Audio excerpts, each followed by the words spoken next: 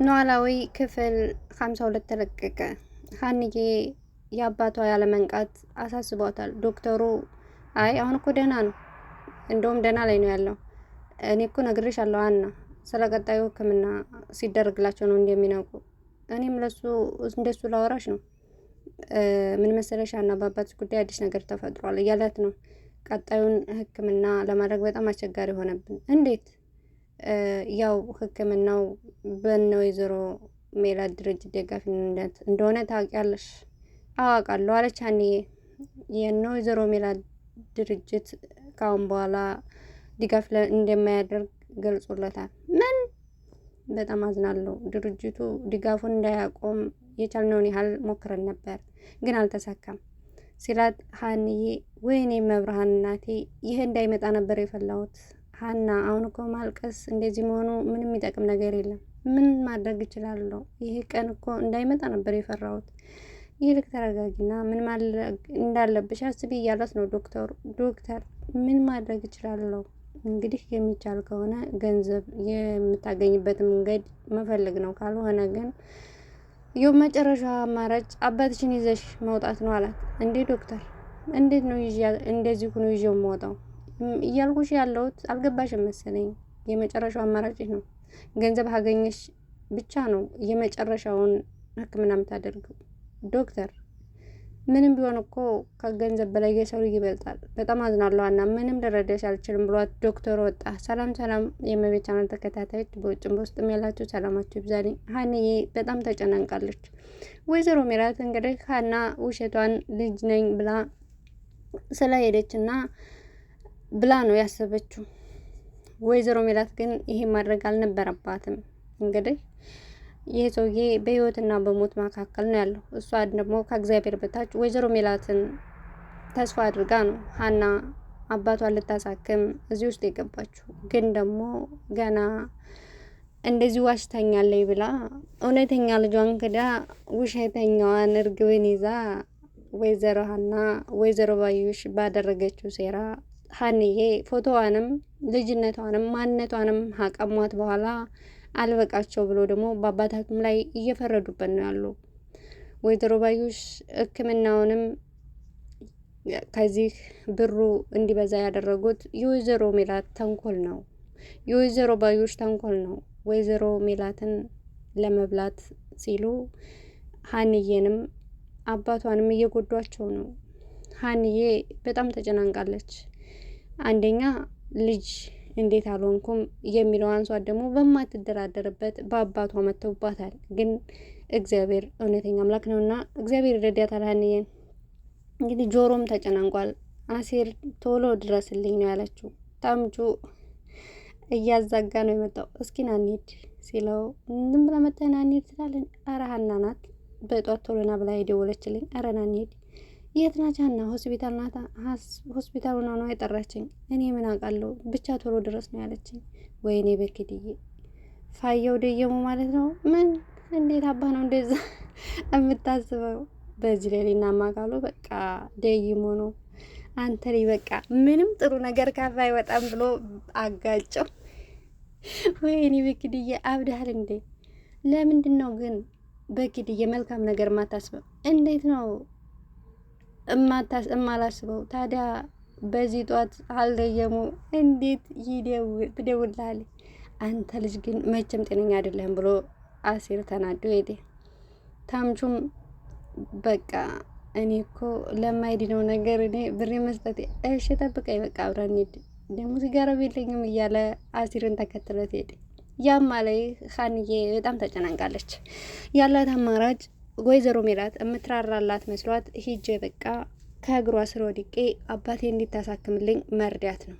ጆሮ ግን ይሄ ነገር እንደማይሆን አውቆ ሀኒዬ በቃ ተያት፣ እሷ ከእሷ ሄደሽ ከእሷ ፊት መዋረድ የለብሽም፣ ክብርሽን ዝቅ አታድርጊ ሲላት ሀኒዬም ተናደደች። ጆሮ አባት ስላልሆነ ነው ተው የምትይኝ፣ አባት ቢሆን ኑሮ ተያት ትለኝም ነበር ብላ ሀኒዬ አሲርን አስቀየመችው። አሲርም ሀኒዬ እኔ ባንቺ መቼም ቢሆን አልቀየም፣ አሁን እንዲህ ያልሽው ችግር ላይ ስለሆንሽ ነው ብሎ ተመልሶ መጣ።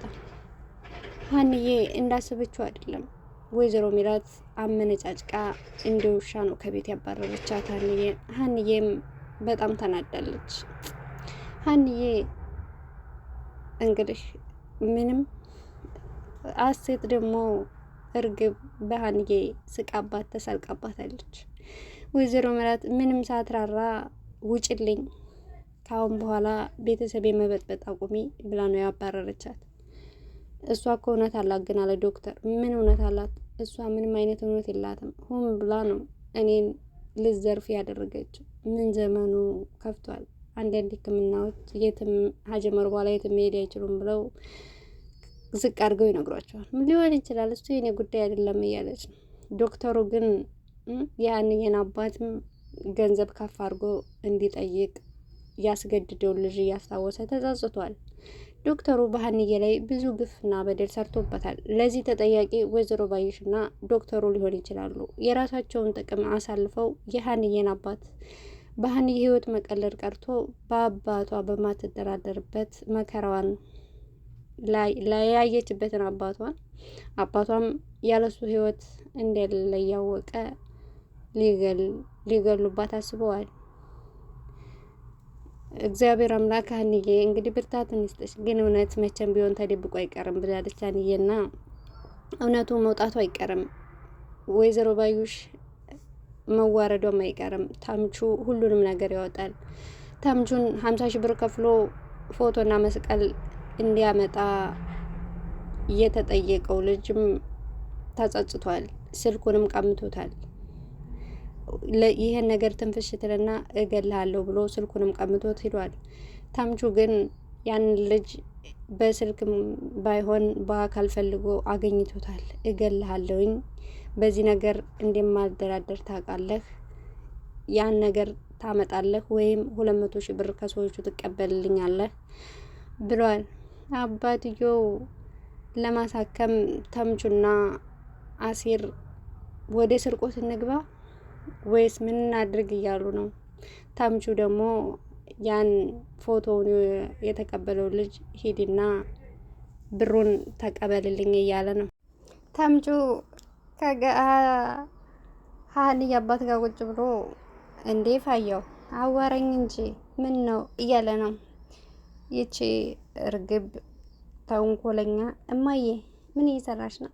እንዴ ሀና መቼም ከዚህ በኋላ ቤት አትመጣም። ለእናንተ ለልጆች የምግብ እየሰራው ነው።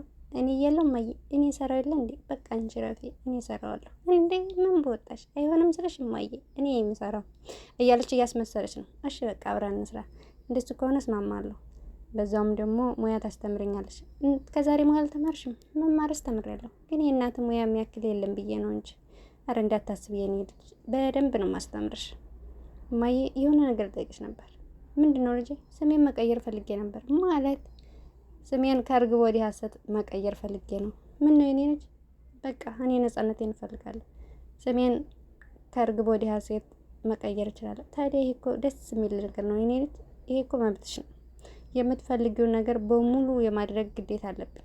እኔ እኮ ምን ትሆነኝ ምን ትለኝ ሆን እያልኩ ለቀናት ስጨንቅ ነበር። ሀሰትዬ አንቺ እኮ ዝም ብለሽ ስለምፈሪ ነው እንጂ የአንቺ የሆነውን ሁሉ የመስጠት ግዴታ አለብን። እማዬ እኔ እዚህ ለገንዘብ ወይም ለውርስ አይደለም የመጣሁት ማንነቴን እንጂ። አታስቢ፣ እዚህ ቤት ለገንዘብ ማንም ያስብ የለም። አታስቢ፣ እኔ በዚህ በቆየሁበት ጊዜ ብዙ ነገር ታዝቤያለሁ። የኔ ልጅ የአንቺ መልካምነት ማን በነገረሽ? አሁን ቶሎ ቶሎ ሰርተን ወደ ሳሎን እንውጣ። እሺ እማዬ በቃ እያለች እርግብ እያስመሰለች ነው እንግዲህ ስም በመቀየር እውነት ያለ መስሏታል ልጅቷ። ሀንዬም ምንም ቢከፋትም በእግዚአብሔር ተስፋ አልቆረጠችም እና እኔ እኮ ተስፋ አልቆርጥም የፈጠረው አምላክ አለ ብላለች ሀንዬ። አባዬ ደግሞ በጣም ጠንካራ ነው፣ ጨለማው ይነጋል ይለኝ ነበረ። አባ እኔን ጥለኸኝ አትሄድም ትድንልኛለህ እያለች ነው አባቷን። ሀንዬ ጆሮ አትሄጂ ቢላት እኔማ እግሯ ስር ወድቄ ለምናታለሁ አለች። እንግዲህ ምናሴና ሰላምዬም እናታቸውን ከፍና ዝቅ አድርገው ተናግረዋታል። አንቺ እናቴ ደግ ነሽ ስልሽ ክፉ፣ ክፉ ነሽ ስልሽ ደግ የምትሆኝ ነሽ። ምንድን ነው ሀናን ተስፋ ሰጥተሻት የሀናን አባት ሕክምና ጀምረሽ አሁን አላሳክምም ብለሽ ያቋረሽው ለምንድን ነው ስትላት፣ ሀና እኔ በልጆቼ የመጣውን በቤተሰቦቼ የመጣውን አልታገስም ስትል፣ ሰላምዬ አንቺ ጨካኝ ነሽ እንዴት ነው በሞት መካከል ሆኖ ጀምረሽ የምታቋርጩ? ምናሴም ቅጣትማ የሚገባሽ ከሆነ አንቺ ነሽ የምትቀጩ። ሀና እንደዚህ በቤተሰብ የምትገባና ቤተሰብ የምትበጠብጥ ልጅ አይደለችም። ዛሬም ስለ ሀና እየተከራከርክ ነው ስትለው ምናሴ ለእናቱ ምንም ክፉ ብትሆን እናቱን ክፉ መናገር አይወድም። ግን ዛሬ ደግሞ በሀንዬ ላይ ያደረገችው ነገር አበሳጭቶት እናቱን ተናግሯታል። ደግሞ ተጸጽቷል። ሰላምዬንም እርግብ አንቺ እናቴን አትናገሪ እንደዚህ እያልሽ ስትላት እርግብን አንቺም እናትሽም ጨካኞች ናቸው ስትላት ልጄን አትናገሪ እኔን እንደፈለግሽ ብላ ሜላት ሰላምዬ መታቻት። ሰላምዬም ብትመታትም እናት ስለሆነች ምንም አላለችም፣ ጥላ ነው የወጣችው። ከዛም ሰላምዬ ሀንዬ ጋር ሄዳ ሀንዬ እኔ እኮ ሁሌም ሀጎንሽ ነኝ እንዴት በዚህ ሰዓት መጣሽ ስትላት እምቀር ብቀር ነው የሚገርምሽ፣ እንዴት እንዲሆኑ አባትሽ እተውሻለሁ። ሰላምዬና ምናሴ እናታቸውንም ከመናገራቸው በላይ እንግዲህ ሰላምዬ ሰርቀንም ቢሆን ሀናን ማገዝ አለብን ነው ያለችው። ምናሴ እንዴት እናደርጋለን ሲላት ግዴታችን ነው የሀና ጉዳይ ለኛም ችግር እስከሆነ ድረስ ሌላው ቢቀር ሰርቀን ነው ያለችው። እንግዲህ ሀንዬና ሰላምዬ እህቷ እንደሆነች ሰላምዬ በጣም ጠንቅቃ ታውቃለች። እንዲሁም ወይዘሮ ሜላት ብቻ እንጂ ሁሉም ሀና ልጅ እንደሆነች ማንነቷ ነግሯቸዋል። የውሸት የምታጭበረብረው እንግዲህ እርግብ ናት። እርግብና ባዩሽ ደግሞ ታምቹ በቅርቡ በሌላ ቪዲዮ